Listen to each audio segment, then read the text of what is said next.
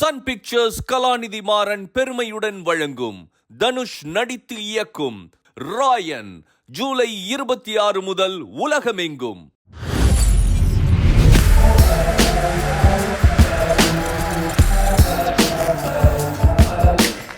V4U media நேயர்களுக்கு வணக்கம். இன்றைக்கி தமிழ் சினிமா வளர்ச்சி பாதையில் அப்படிங்கிற பற்றி ஒரு சின்ன உரையாடல் உங்களோட. பொதுவாக தமிழ் சினிமா ஆரம்ப காலகட்டத்தில் வந்து ராஜாவோட அந்த வரலாறு, புராணம், இதிகாசம் இது சம்மந்தமான படங்கள் தான் தொடர்ந்து நம்ம பார்த்துக்கிட்டு வந்தோம். 1952 பராசக்தி அப்படிங்கிற ஒரு படம் தான் தமிழ் சினிமாவே ஒரு வேறு தளத்துக்கு மாற்றிட்டு போச்சு. ஏன்னா அதுக்கு முன்னாடி படத்துலலாம் வந்து பார்த்திங்கன்னா உபயோகப்படுத்தின வார்த்தைகள்லாம் வந்து பார்த்திங்கன்னா அந்த இலக்கண தமிழில் தான் வரும், நம்ம நடைமுறை தமிழ் வராது. கலைஞர் கதைவசனம் எழுதுனா பராசக்தி படத்துக்கு பிறகு தான் எல்லாமே படத்தில் வந்து நம்ம இயல்பு மொழி, நம்ம சாதாரணமாக நடப்பு மொழியில் பேசுகிற மாதிரி வட்டார வழக்கு அந்த மொழியை படத்தில் வந்தது. அது வந்து அன்னைக்கு வந்து பெருசாக ட்ரெண்டிங் ஆச்சு, அதை எல்லோரும் வரவேற்றாங்க. அது தொடர்ந்து அந்த படங்கள் வந்து ஆரம்பித்தது. அதுக்கப்புறம் வந்து சமூக சீர்திருத்த படம், தனி மனித வரலாறை பற்றி, அரசரை பற்றி அப்படி இப்படின்னு தொடர்ந்து படங்கள் வந்துகிட்டே வந்தது.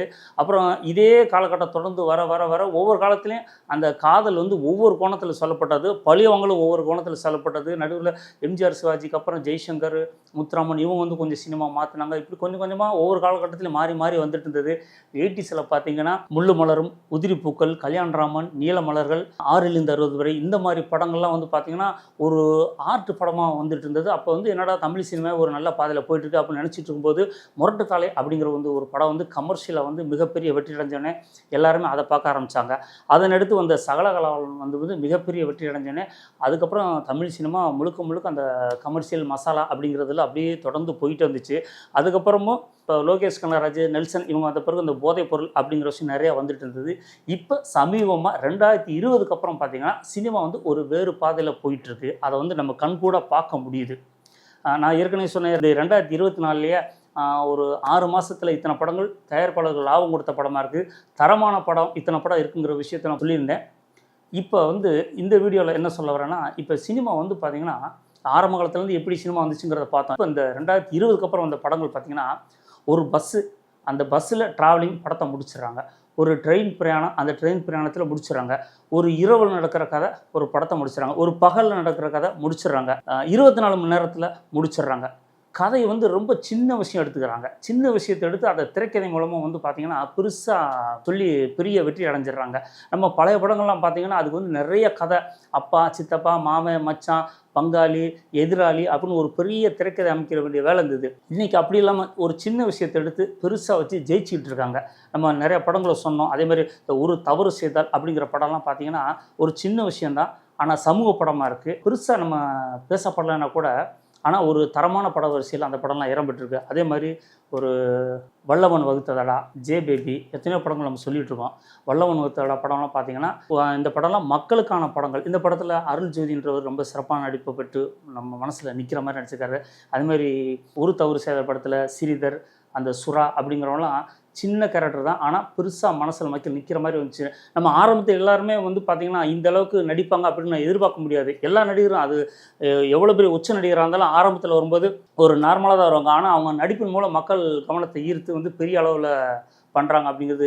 இப்போ அந்த சுறாவாக இருக்கட்டும், ஸ்ரீதராக இருக்கட்டும், அருள் ஜோதியாக இருக்கட்டும், நான் ஜேபிபியில் நடித்த நம்ம லொல்லு சபா மாறன், எத்தனையோ நடிகர்கள்லாம் இருக்காங்க. அவங்களாம் நடிப்பின் மூலமாக வந்து தங்களை முன்னிலைப்படுத்தி அடுத்த கட்டத்துக்கு தங்கள் பரிமாண வளர்ச்சியை கொண்டுக்கிட்டே வந்துடுறாங்க. அதேமாதிரி ரயில் படத்தில் அந்த குங்குமராஜ் அவங்களாம் பார்த்திங்கன்னா இப்போ நான் குறிப்பிட்டவங்களாம் தமிழ் சினிமாவில் வந்து ஒரு நல்ல இடம் பிடிப்பாங்க. என்ன விஷயம் கேட்டோன்னா, இந்த படம் ஜெயிக்கலாம் அப்படிங்கிறத தாண்டி அவங்களுக்கு கொடுத்த கேரக்டர் வந்து மக்கள் மனசில் நிற்கிறாங்க. அதுதான் உண்மை. இனி வர்ற சினிமா காலகட்டத்தில் வந்து பார்த்திங்கன்னா நடிப்புக்கு வந்து கதைக்கு முக்கியத்துவம் கொடுங்க, கதைக்கேற்ற நடிகர்களை தேர்வு செஞ்சால் தமிழ் சினிமா இன்னும் வளர்ச்சி பாதையில் தொடர்ந்து வந்துகிட்டு இருக்கும் அப்படிங்கிறது என்னோட நம்பிக்கை. ஏன்னா இப்போ வர்ற படங்களும் அப்படி தான் வந்துட்டு இருக்கு. காக்கனாச்சாரின்னு ஒரு மலையாள படம் பார்த்தேன்.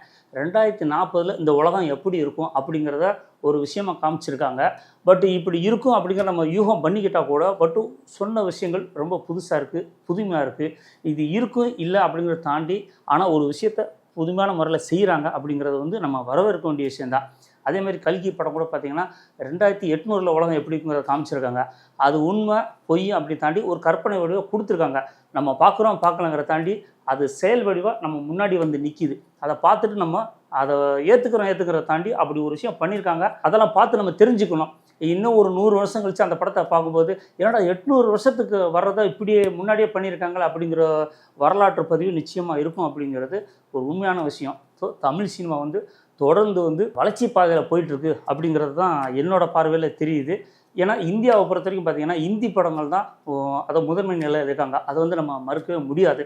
ஏன்னா இப்போ சமீபத்தில் வந்து பிறமொழி படம் வந்து இங்கே பெருசாக வெற்றி எடுதுன்னா ஒரு படம் 2 படம் வெற்றி எடுதில் அதில் என்ன ஆயிரப்போகுது நமக்கு? என் பார்வையில் வந்து அது பிறமொழி படம்னு பார்க்க மாட்டேன். சினிமா அப்படிங்கிறது தான். இந்திய சினிமா எல்லாமே சினிமா தான், கலை தான். அது வந்து பார்வை ஒன்றா தான் நம்ம பார்க்க முடியுது. ஏன்னா நமக்கு மொழி புரியலைன்னா கூட அவங்க என்ன செய்கிறாங்க, அவங்க பர்ஃபார்மன்ஸ் வச்சு, அவங்க செயல் வடிக்கை வச்சு இதுதான் செய்கிறாங்க, இதுதான் நடக்குது அப்படிங்கிறது நம்ம புரிஞ்சுக்க முடியுது. அந்த உச்சரிப்பு சில நேரத்தில் புரியாது. இருந்தாலும் அந்த காட்சிப்படுத்தல் வந்து நமக்கு வந்து இவங்க இதுதான் சொல்கிறாங்க அப்படிங்கிறது நம்ம புரிஞ்சுக்க முடியுது. ஸோ அதனால் ஒரு படம் 2 படம் பிறமொழி படம் வந்து அது வெற்றி அடைஞ்சால் அதை வந்து பெருசாக பேசணுங்கிற அவசியம் இல்லை. நம்மளை பொறுத்தவரைக்கும் அது வந்து சினிமாங்கிறது ஒரு மொழி தான். என் பார்வையில் சினிமாங்கிறது ஒரே ஒரு மொழி தான். ஸோ இன்னும் அடுத்தடுத்து நிறையா சூப்பர் ஸ்டார் படம் இருக்குது, உலகநாயகன் படம் இருக்குது, சிவகார்த்திகேயன் படம் இருக்குது, தனுஷ் சார் படம் இருக்குது, விஜய் சார் படம் இருக்குது, அஜித் சார் படம் இருக்குது, தொடர்ந்து இருக்குது. ஸோ தமிழ் சினிமாவில் இந்திய சினிமாவே ஒரு நல்ல முன்னேற்ற பாதையில் தான் போயிட்டுருக்கு. அதை போல் வந்து உலகம் பூரா வந்து பார்த்திங்கன்னா இந்திய அளவில் வந்து இந்தி படத்துக்கு இணையாக தமிழ் படமும் வசூலில் நல்ல நிலைமையில தான் வந்துட்டுருக்கு. ஸோ அதனால் நம்ம வளர்ச்சி பாதையில் தான் போயிட்டுருக்கோம்.